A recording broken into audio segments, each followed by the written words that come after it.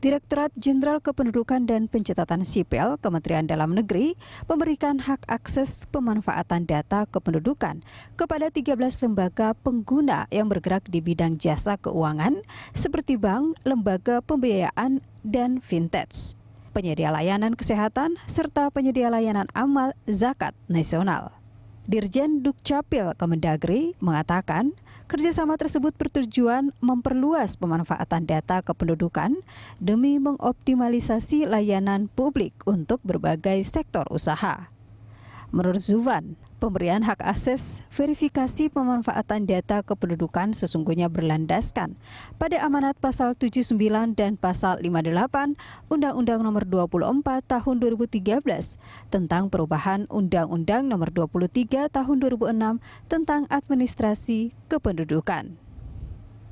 Berkaitan dengan hal tersebut, anggota Komisi 1 DPR RI, Willy Aditya, menilai pemberian akses data kependudukan kepada perusahaan swasta, termasuk pinjaman online, yang dilakukan Kemendagri jika tidak ada persetujuan warga. Hal itu berarti bermain-main dengan aturan. Sebab dalam pasal 26 ayat 1 Undang-Undang Informasi dan Transaksi Elektronik (ITE) mengatakan bahwa penggunaan informasi melalui media elektronik yang menyangkut data pribadi harus dilakukan atas persetujuan yang bersangkutan, kecuali ada pengaturan dalam undang-undang lain. Berkaitan dengan perlindungan data warga, sebelumnya Kementerian Komunikasi dan Informatika telah mengadakan rapat kerja pertama dengan Komisi 1 DPR RI untuk membahas rancangan Undang-Undang Perlindungan Data Pribadi atau RUU PDP. Undang-Undang Perlindungan Data Pribadi ini nantinya akan menjadikan Indonesia sebagai negara keempat di Asia Tenggara yang telah memiliki Undang-Undang PDP. Yang pertama Singapura, Malaysia, Thailand, dan Filipina. Sementara dalam cakupan global, sudah ada 126 negara yang telah memiliki Undang-Undang PDP atau General Data Protection Regulation atau Regulasi Perlindungan Data Umum GDPR. Sebut saja Uni Eropa yang telah memulai memberlakukan regulasi tersebut sejak Mei 2018 lalu.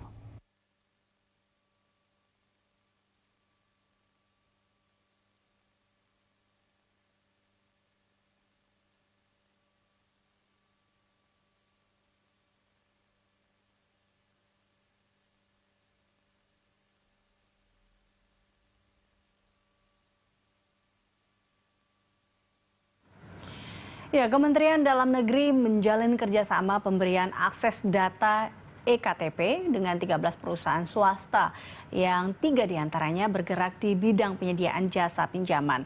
Kerjasama pemberian akses data kependudukan itu menuai kekhawatiran di masyarakat terkait kebocoran data. Lunchtalk kali ini akan membahas masalah perlindungan data penduduk ini bersama dengan Sesditjen Kependudukan dan Catatan Sipil Kementerian Dalam Negeri Igede Surata serta anggota Komisi 1 DPR RI Willy Aditya. Selamat siang Bapak-Bapak. Oke, selamat siang.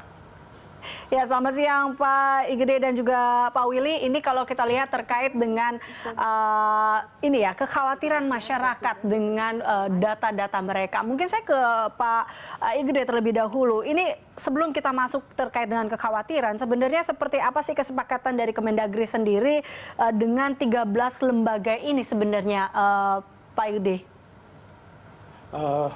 Terima kasih. Mungkin sebelum saya masuk ke substansi itu, tentu pada saat-saat seperti ini kita harus bersyukur karena makin banyak masyarakat, apalagi dari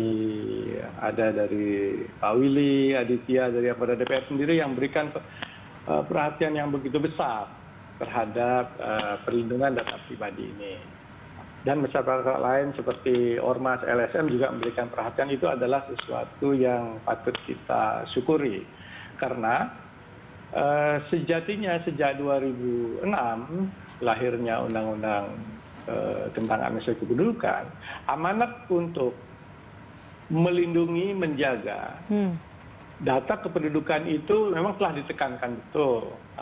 Seperti yang disampaikan tadi, pasal 79 Undang-Undang 24 tahun 2013 yang merupakan penyempurnaan daripada Undang-Undang 23 2006, itu memang amanatnya jelas betul.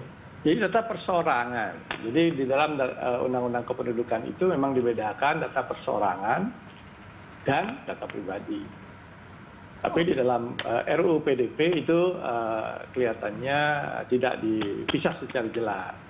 Di Undang-Undang 24 tahun 2013, jadi data perseorangan dan dokumen kependudukan itu negara wajib melindungi dan menjamin kerahasiaannya.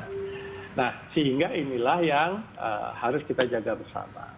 Kemudian di sisi lain, lahirnya Undang-Undang 23 tahun 2006 dan Undang-Undang disempurnakan dengan Undang-Undang 24 tahun 2013 diamanatkan juga bahwa negara itu harus menstimulir atau mewujudkan ketertiban dan ketertataan, ya, yang menertibkan dan menata proses penerbitan dokumen dan data kependudukan, yang ujungnya nanti apabila dokumen dan kependudukan dan data kependudukan telah dihasilkan dengan baik, dia harus dapat dimanfaatkan untuk pelayanan publik dan pembangunan sektor lain. Jadi data itu harus bermanfaat untuk kemaslahatan negara ini. Jadi pelayanan publik dan pembangunan sektor lain termasuk pembangunan di bidang pertahanan keamanan, pembangunan di bidang politik, pembangunan di bidang demokrasi, kemudian pembagian atau alokasi anggaran dan lain sebagainya. Dan itu juga dilindungi oleh undang-undang. Artinya undang-undang mengamanatkan bahwa untuk tujuan-tujuan tersebut menteri diberikan hak. Jadi diberikan kewenangan untuk memberikan hak akses data kependudukan. Jadi bukan memberikan data. Jadi data perseorangan dan data pribadi yang dikelola oleh negara itu tidak diberikan, tetapi negara memberikan hak akses melalui Menteri Dalam Negeri kepada Badan Hukum Indonesia. Jadi Badan Hukum, apakah itu Badan Hukum Publik maupun Badan Hukum Indonesia seperti perbankan dan lain sebagainya. Nah, di dalam pemberian itu ada rambu-rambu yang telah ditetapkan, termasuk sanksi-sanksi yang sangat berat manakala ada pihak-pihak yang menyalahgunakan pemberian hak akses ini. Di samping secara teknis hak akses ini diberikan sangat terbatas, jadi dia hanya memberikan akses untuk verifikasi kevalidan data, sehingga perekonomian tidak jebol karena adanya data-data palsu, di mana negara tidak terancam karena adanya penyelundupan, kemudian adanya kejahatan dan lain sebagainya.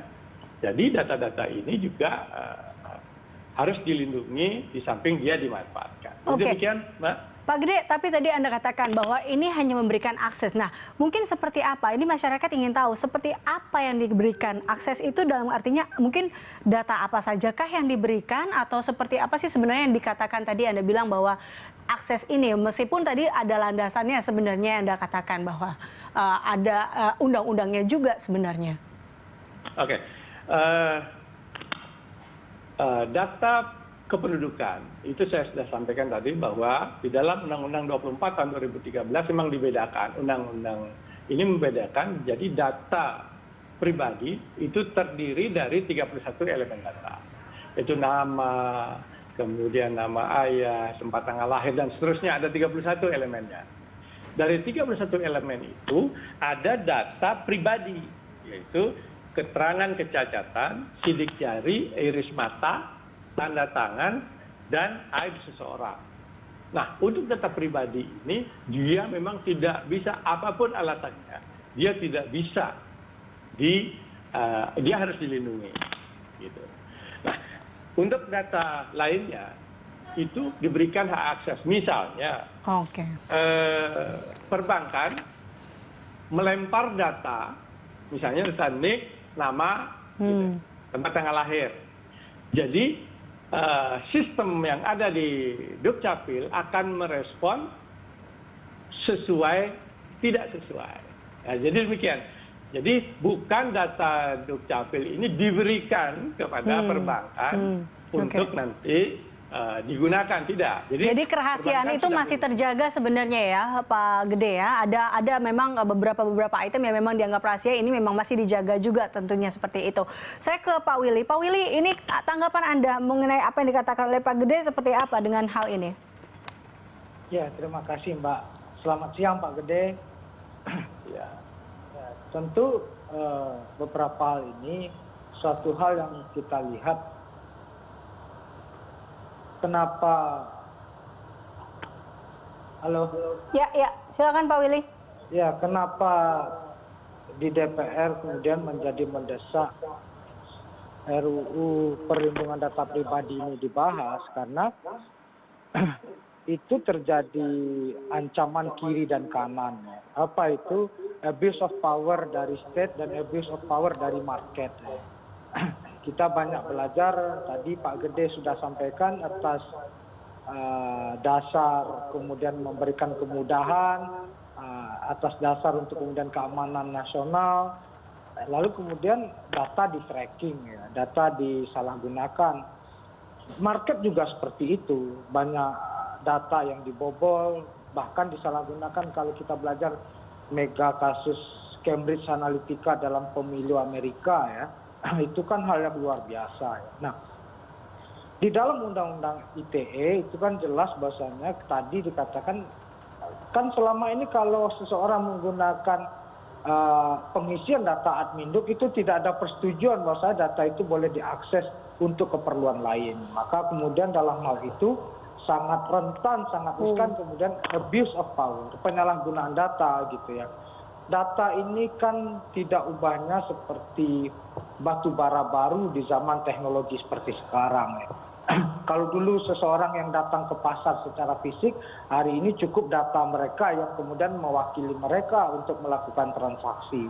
Maka kemudian hak untuk perlindungan privasi seseorang itu hak dasar gitu. Nah, dalam hal ini memang kita sebagai tidak hanya penyelenggara negara dalam hal ini, tapi juga pemain-pemain besar seperti korporasi, ini kan kita sebagai warga negara ini kan belum memiliki kesadaran ya. Kan kalau di sana dalam undang-undang ITE itu dikatakan bahwasanya harus ada persetujuan warga, ada persetujuan yang bersangkutan. Nah, kemudian ini harus memang belum ada aturan yang lebih teknisnya. Untuk itu kemudian DPR berkomitmen perlindungan data pribadi ini kalau sekarang kan masih levelnya permen itu harus dinaikkan statusnya menjadi setingkat dengan undang-undang. Oke. Begitu Mbak. Pak Willy, tapi kan kita juga tadi dikatakan juga oleh Pak Gede bahwa sebenarnya juga ini data-data yang diberikan ini juga sudah sesuai seperti itu dan tidak data-data pribadi yang memang dirahasiakan. Jadi ini bisa dikatakan data-data yang diberikan ini amanah. Tapi kita akan membahasnya lebih lanjut lagi terkait dengan hal ini. Bapak-bapak, kita masih akan kembali pemirsa usai jeda, tetaplah bersama kami dalam Lunch Talk.